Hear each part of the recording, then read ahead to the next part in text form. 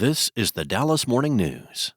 It's Friday, November 7th. Sunny and warm today with a high of 82, clear tonight with a low of 56. Saturday will be similar with sunny weather and a high of 81, but get ready for a cold, albeit short-lived, shift. Cooler air will swoop in on Sunday, bringing a stiff breeze and a high of only around 60 and a low in the mid-30s. Monday's high will only be in the 50s before a warm-up into the 70s and 80s later on in the week. Here are today's headlines. Dallas Cowboys defensive end Marshawn Kneeland died on Thursday from an apparent self-inflicted gunshot wound. That's according to Frisco police. According to a news release from the Texas Department of Public Safety, troopers attempted to stop a vehicle going northbound Wednesday night on the Dallas North Tollway near Keller Springs Boulevard for a traffic violation around 10:33 p.m. The driver, identified as Kneeland, refused to stop, which resulted in a pursuit with DPS troopers. Troopers lost sight of the vehicle, however, and terminated the pursuit. DPS officials said the vehicle was later found abandoned and had been involved in a crash on southbound Dallas Parkway near Warren Parkway.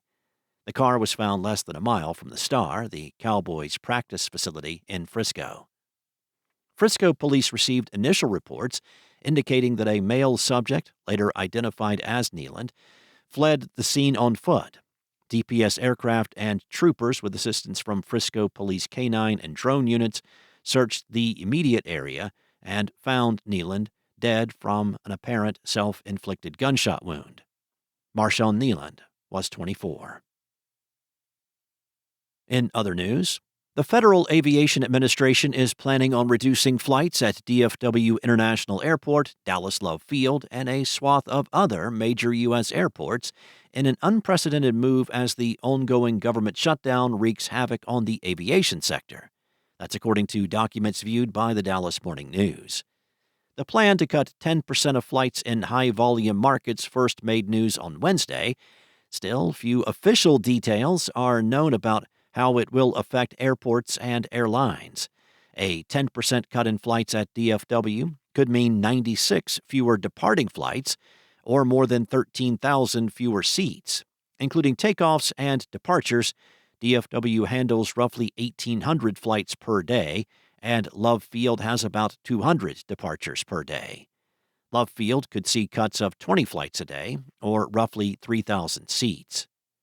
Houston's two major airports, Houston Intercontinental and Houston Hobby, also are on the FAA's list of flight reductions. Southwest said Wednesday afternoon it was still evaluating the effects of the flight cuts on the carrier's schedule and will communicate directly with customers as soon as possible. American echoed a similar sentiment, saying it was waiting for additional information from the FAA, adding the carrier expects the vast majority of customers' travel will not be affected. Long-haul international flights will remain on schedule. American said customers whose flights are canceled or who choose not to travel will be able to change their flight or request a refund without penalty. Next up, a federal appeals court ruled Thursday that a previously blocked law designed to ban public drag performances can now go into effect. A panel of judges on the Fifth U.S. Circuit Court of Appeals reversed a 2023 ruling from a Houston federal judge that had blocked enforcement of the law indefinitely.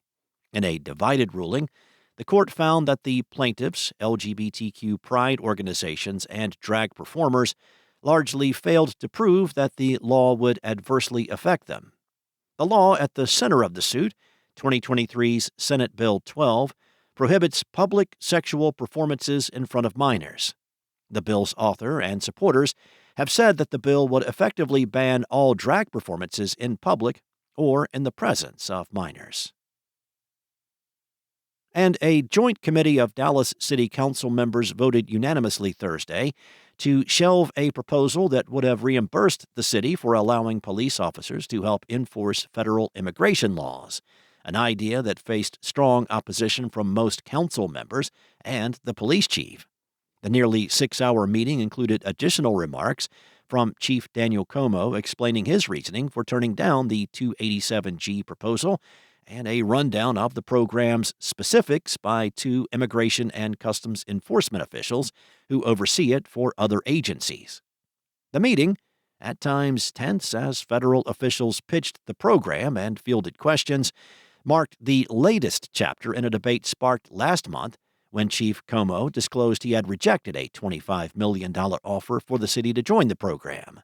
The Como disclosure prompted Mayor Eric Johnson to call for a joint meeting of the Public Safety and Government Efficiency Committees to publicly discuss and consider the proposal.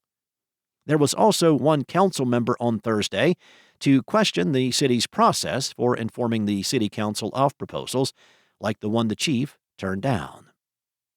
Thanks for listening. For more on today's stories and the latest breaking news, visit dallasnews.com. Enjoy your weekend, and I'll be back on Monday with more from the Dallas Morning News.